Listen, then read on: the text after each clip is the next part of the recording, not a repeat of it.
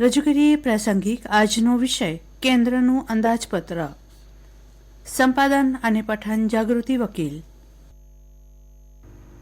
દેશમાં 18મી લોકસભાની રચના બાદ ગઈકાલે મોદી સરકારના ત્રીજા કાર્યકાળનું પ્રથમ બજેટ રજૂ થયું. નાણામંત્રી નિર્મલા સીતારમણ દ્વારા સતત 7મી વખત 23 જુલાઈએ સંસદમાં બજેટ રજૂ કરવામાં આવ્યું. પૂર્વ નાણામંત્રી મોરારજી દેસાઈએ સતત 6 બજેટ રજૂ કર્યા હતા. તે રેકોર્ડ તોડી વર્તમાન કેન્દ્રીય નાણામંત્રી નિર્મલા સીતારમણના નામે એક અનોખો રેકોર્ડ નોંધાઈ ગયો. આ વર્ષે 2 વખત બજેટ રજૂ કરવામાં આવી રહ્યું છે. વચગાળાનું બજેટ 1 ફેબ્રુઆરી 2024ના રોજ રજૂ કરવામાં આવ્યું હતું, પરંતુ નવી સરકાર બન્યા બાદ સંપૂર્ણ કેન્દ્રીય બજેટ રજૂ કરવામાં આવ્યું. 1 કલાક 23 મિનિટના તેમના ભાષણમાં તેમનું ધ્યાન શિક્ષણ, રોજગાર, ખેડૂતો, મહિલાઓ અને યુવાનો પર હતું. આજે રજૂ થયેલ બજેટમાં નોકરિયાત વર્ગને રાહત મળી છે. 7.75 લાખ સુધીની આવક હવે નવી કર વ્યવસ્થા પસંદ કરનારાઓ માટે કરમુક્ત થઈ ગઈ છે, એટલે કે તેને 17.5 હજાર રૂપિયાનો ફાયદો થયો છે. મોદી સરકાર 3.0 બિહારના સીએમ નીતિશ કુમારની જેડીયુ અને આંધ્રપ્રદેશના સીએમ ચંદ્રબાબુ નાયડુની ટીડીપીના સમર્થનથી કેન્દ્રમાં શાસન ચલાવી રહી છે.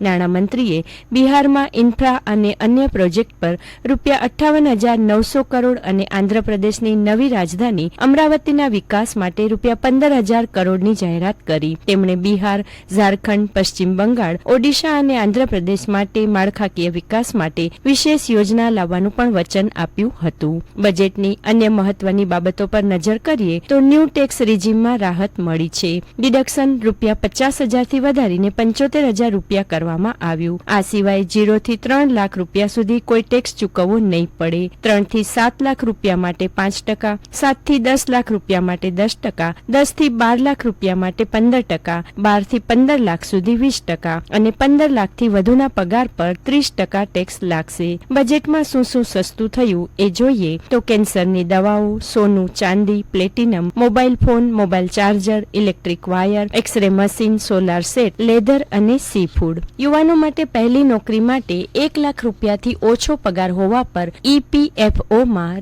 પહેલીવાર રજીસ્ટ્રેશન કરનાર લોકોને 15,000 રૂપિયાની મદદ 3 હપ્તામાં મળશે. એજ્યુકેશન લોન માટે તેમણે દેશભરના સંસ્થાનોમાં એડમિશન માટે લોન મળશે. લોનના 3% સુધી રૂપિયા સરકાર આપશે. તેના પર ઈ વાઉચર લેવામાં આવશે, જે દર વર્ષે 1 લાખ વિદ્યાર્થીઓને મળશે. બિહાર અને આંધ્રપ્રદેશને ફાયદો થયો છે. આંધ્રપ્રદેશને 15,000 કરોડ અને બિહારને 41,000 કરોડ રૂપિયાની મદદ મળી છે.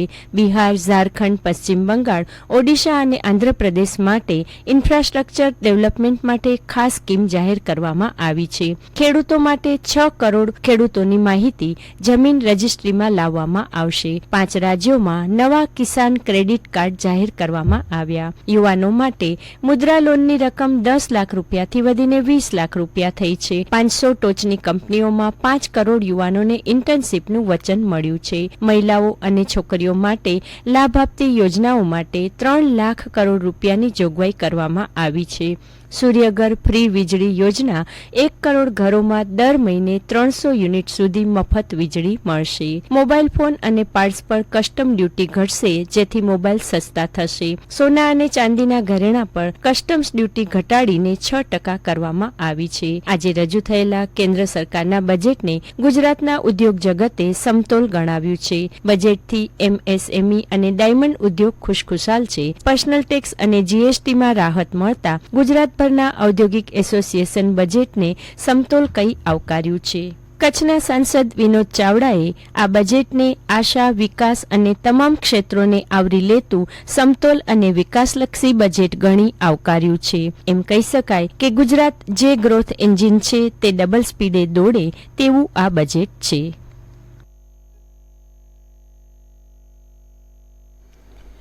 પ્રાસંગિકમાં આજનો વિષય હતો કેન્દ્રનું અંદાજપત્ર, સંપાદન અને પઠન જાગૃતિ વકીલ.